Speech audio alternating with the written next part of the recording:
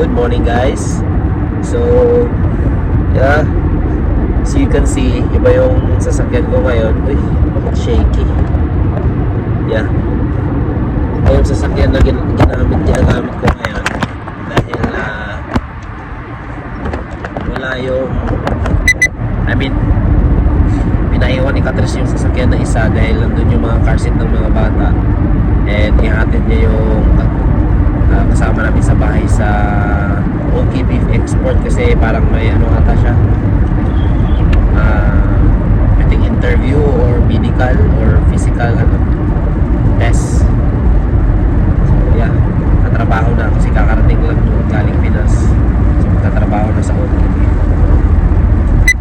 Ngayon napunta na ako ng work 7:01 na ng umaga. And nasa mga 10 minutes away pa ako. So malilate talaga ako sa work dahil nagpagas pa ako kanina kasi ito yung ginamit ko nung nakaraan. Kaya lang hindi ko namalayan na wala na palang gas. Tapos ang nangyari is pagsakay ko kanina nagpula-pula na yung okay lang sana kung nasa isang guhit pa, abot pa to dun sa work. Pag-andar ko sa sasakyan, biglang umilaw yung yung petrol indication na yun nga, kailangan ng paggas. So yeah, nagpagas ako saglit, tapos yun, doon ako nagpagas sa OK. Medyo may kalayuan doon sa bahay namin, so late talaga. Wala tayong magagawa dyan, ganun talaga. Pero mangyayari is maaga naman ako ngayon. Dapat 12 lang ako ngayon 12. So let's say matatapos tayo ng mga 1. So okay pa rin, abot pa rin tayo sa kuta ng oras. Lagi na lang ako nalilate. Oh my goodness, like everyday talaga. Late ako ng 5, 2 minutes, 7 minutes, 10 minutes. So nag-a-adjust lang ako ng oras guys. Hindi naman kasi masyadong strict. Gawa ng dati talagang on time ako, gawa ng doon ako talaga sa machine mismo. So talagang may saktong oras na dapat andun ako. Ngayon kasi may sa machine pa rin, pero hindi na ako doon sa mismong machine sa CNC na lagi nagka-cut. Doon ako sa 5 axis. Doon ako sa machine na kung saan hindi naantay ng mga assembly yung gawa namin. So lang yun, parang tagagawa ako ng mga weird na hugis, like yung mga edges yun, kasi hindi kaya yun sa puro flat lang yung pwedeng gawin sa CNC. Ngayon lapit naman ako dito sa work, so nasa mga 3 minutes na lang siguro. Aakyat pa ako, depende sa traffic minsan kasi kapag napunta ako doon, tapos dito sa may train sa area na to, may train dito, kahit pa 3 minutes, 2 minutes away ka na lang, basta maabutan ka ng train, abot ka pa rin ng mga 10 minutes dahil ang haba ng train, parang hindi mauubos yung train. But anyway, update ko na lang kayo later guys. Siguro mamaya pagkatapos ko mga 1, mangyayari 1 ba? Parang 3 yata ako ngayon dahil wala si Carlos. Parang 3 ako ngayon, 3 or mga 2 siguro. 2 na lang siguro ko uuwi. Overtime naman yun.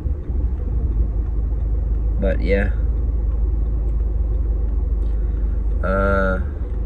plano ko kasi uuwi muna, tapos papalit ko yung lumang control arm dito sa left, kasi yung right na napalitan ko na para at least kompleto na, wala na akong alalahanin. Pero okay na siya guys, wala na problema. Gusto ko lang mapalitan yung yung mismo control arm na luma. Gusto ko siyang ipalit. Ang papalitan ko lang sa control arm is yung yung tawag dito, yung mismong bushing. So i-update ko na lang kayo later guys. Sana makapagbiyahe pa rin tayo. Medyo masama pa panahon ngayon. Siguro nasa mga 10 degrees, tapos umuulan pa, kaya ang lamig. Ito yung jacket natin guys. madali lang din kasi ito linisin kapag nasa work kasi para siyang silk, tapos madulas yung ano, yung fabric niya. So yung mga alikabok bilis lang i-blow out blower ng ano. So yeah, yun lang yung mahirap sa trabaho guys, medyo may ano, maalikabok talaga dun. So yan, take ko na kayo later guys. Ay, yo guys, so umuulan ngayon and hindi tayo makapagbiyahe, hindi rin natin magagawa yung gulong nito, I mean yung isang control arm.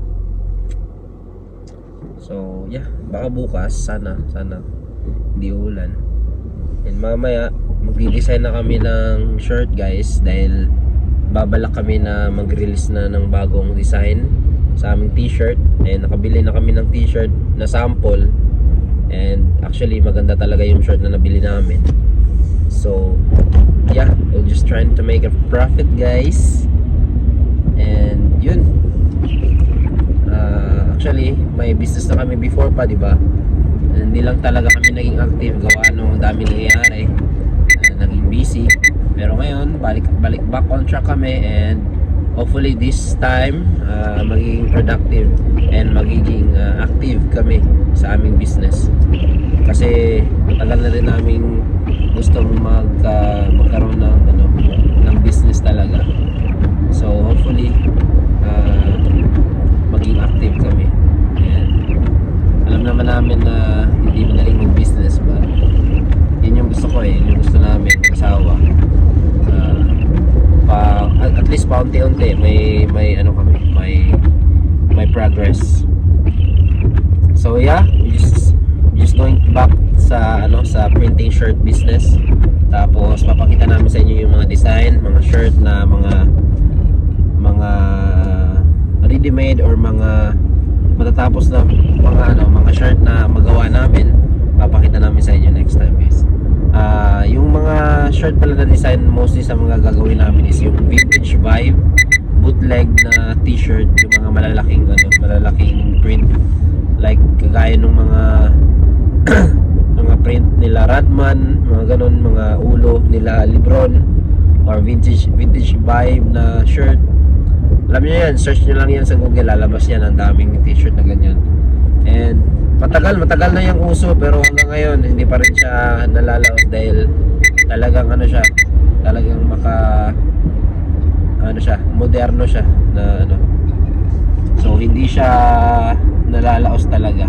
Oversized shirt din yung shirt na bibili namin. So talagang uso pa rin yan hanggang ngayon 2025. So yan guys, papakita namin sa inyo next time. Ngayon wala pa kaming DTF printer. So magpapaprint muna kami, magsusupply. It's kinda expensive, medyo costly siya kumpara sa kung meron ka na. But as of now, yan pa yung kaya namin dahil mahal din talaga yung printer mismo. Maabot din siya ng mga $7,000, $8,000, mga ganun, na yung pinaka DTF talaga. Meron kang mabibili ng mga tag 3,000, 4,000 or 2,500. Yun yung mga kino-convert. Pero medyo critical lang siya, medyo risky lang din siya kapag nag-invest ka, dahil yung printer na yun is not made for DTF talaga. Kasi yung DTF ink is medyo sticky yata.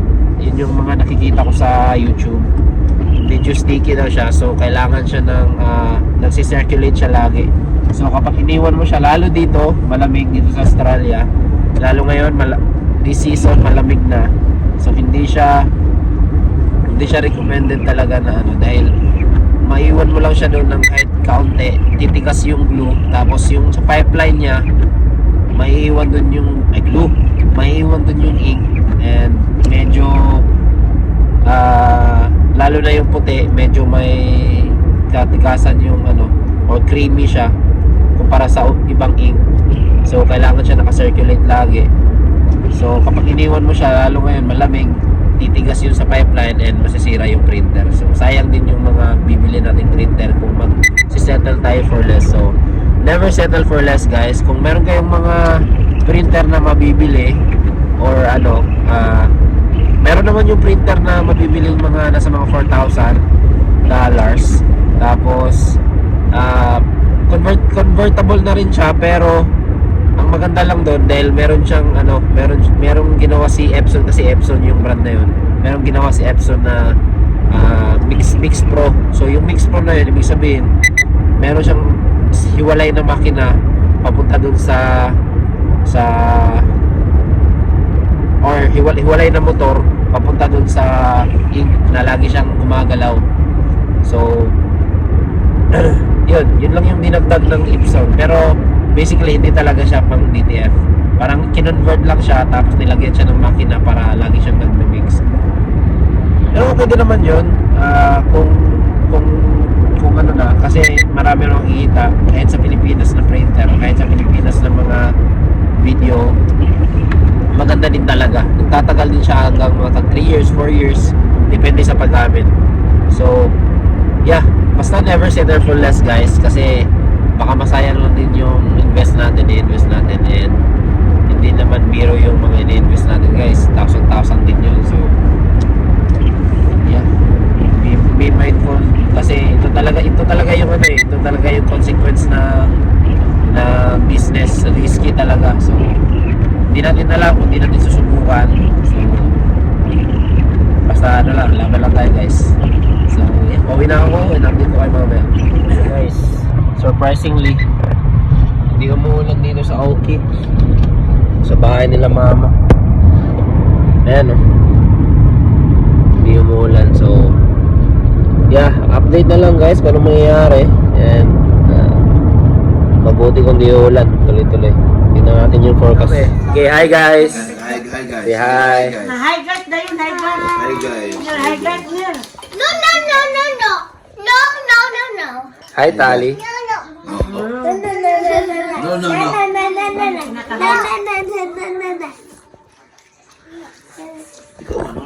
Biyahe. No. Biyahe tayo, guys. Dito ako sa Guzman ngayon. Morning, Kuya Neil. Morning, guys. Bakit ang po? We're doing the egg hunt. Egg hunt? Lawi pa egg hunt sila dito sa sulod. Morning. Ito yung mga bata, habang ni ate, dahil pumunta sila sa New Zealand. 3 araw lang, hanggang Sunday. Saturday ngayon, bukas uwi na sila. Uwi na sila bukas lang to.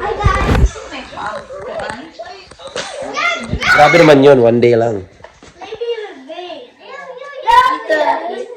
Tito, do you know what this is? No. It's ballerina That's for girls. cappuccino. And the next one is tum tum soup. Super big boy natin yun. What's the next one? Yo guys, so nakaligo na tayo, guys. Tapos dito na tayo sa Tumba.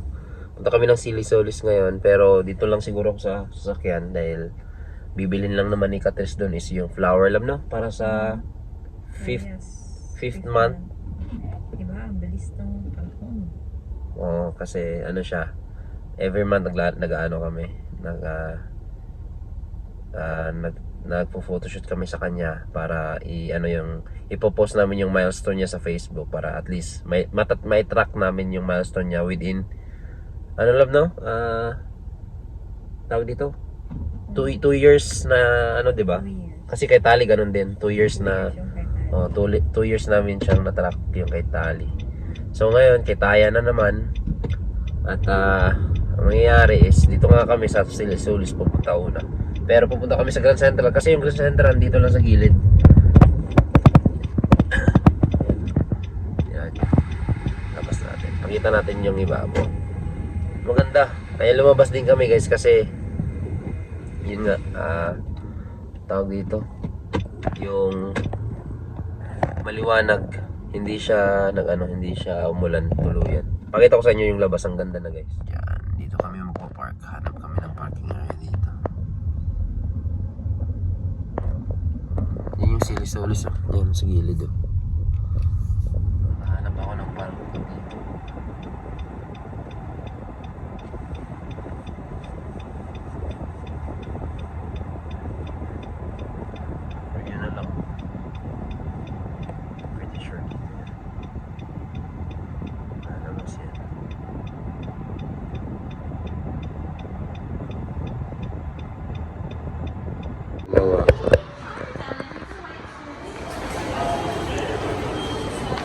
Tingin din ako dito guys na printer. Ko-convert namin ng DTF. Pero, hindi pa yun hindi pa yun. Nagtingin-tingin muna kami kung ano yung best printer na pwede namin bilhin. Na pwede i-convert. Kasi yung L1800 na Epson, convertible din siya. Pero, mapapamura kami kung kami yung bibili, kami din yung mag-convert. Kaya lang, problema naman nun is wala kami experience sa pag-convert. Pero may mga videos sa YouTube na pwede naming sundin, may mga tutorial. Actually, easy lang siya. Kaya lang, risky. So, saan ba yung mga printer? Tingnan ako dito sa mga printer. Saan yung mga printer dito? Yung sa Techno, guys. Yung printer mismo dito. Bakit wala? Actually guys, di mo siya makikita yung mga printer, hindi mo makikita sa hindi mo makikita sa tech. Dito mo makikita sa sa office dahil syempre pang-office siya. And yeah, hanap tayo dito guys. Nahanap ko yung L1810, yan yung nabili namin before. Ito, nabili din namin ito before. May hinahanap ako na malaki, yung makapag-print siya ng A3 Plus. Ito ba? Kita ako ditong wireless guys. So, kumuha ko ng isa. Kasi si Jasmine kailangan niya ng isa, tapos tinawagan ko si mama na ito na lang yung bibilin. Kasi yung laptop niya, may ibang mga keys doon na hindi nagagana. Like yung mga WQ, number 1, 2. So, hindi na talaga siya gumagana. So, kailangan na at least may wireless para hindi nabibili ng bago or ano. Mahal yung Logitech, no? Pero okay din. Ito mura na to. Echo. $17 lang to. Regardless sa maganda din naman to. Brand lang yung pinagkaiba eh. Ito may gaming.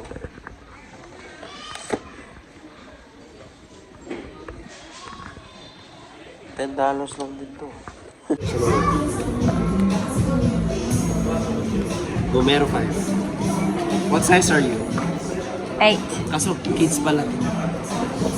Makers guys. Parang last size na to. Kaso size 11. Makers colorway. Kaya. Alam. Dami tao guys. Nisingit ko, wala na siya sa likod. Ang kaligayahan ng isang mami sa mga bata. Hanap siya ng jumper guys. Here, oh. There's no Vans jumper. Wala, online lang siguro na. Baka yun may mga pang sa mga poster nila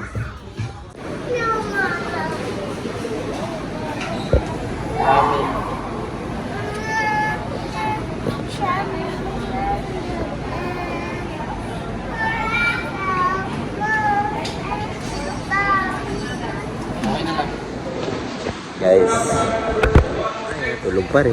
Ito na yung ramen guys. Ito yung in-order ni Catrice sa kanya. Ano ba to? Teriyaki chicken with rice. Nice. Ayan guys. Manghang to.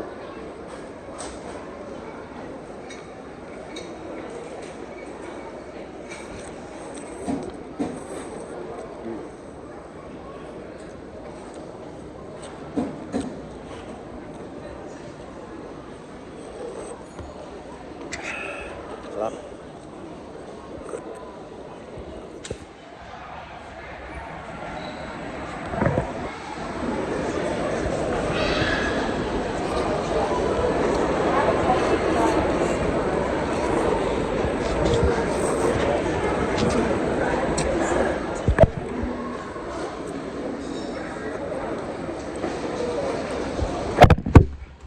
Nandito kami sa Domino's guys. Yan o.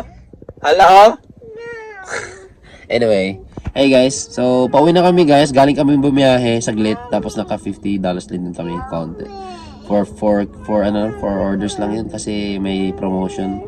Dito kami ngayon sa Domino's dahil naabutan kami ni Mama na andito pa kami. Nakisuyo siya na nagpabili siya ng pizza para sa mga bata. Dahil andun yung anak ni ate, sila Wayne, Neil, and Athena andun sa bahay. So nagpapabili siya ng pizza si Mama para sa mga bata. And yeah, dito muna kami. Antayin lang. Dito muna ako sa car dahil 10 minutes man yun, 10 minutes naman yung ano, makikita mo yun kapag nandito ako sa loob. Pero let's say mga 5 minutes na lang. Tingnan ko yung pangalan ko doon. Nandun yung pangalan ko, nakalagay dyan. Ha? Ha? No, design. Look, pakita ko. Look. Love, nice ni Love. Love, nice one. Nice. Nice. Thank you, Love. May design kami ng t-shirt kasi. So, yeah. Ito kami sa bahay, guys. Tapos, mamaya sa bahay, mag-barbecue din nata kami or tawag dito, mag-grill or mag-air fry na lang. Dito na yung order ko. Pakita ko sa inyo. John. In the oven, 3 minutes. Hi pa. Hi. Church, guys. Let's go to church.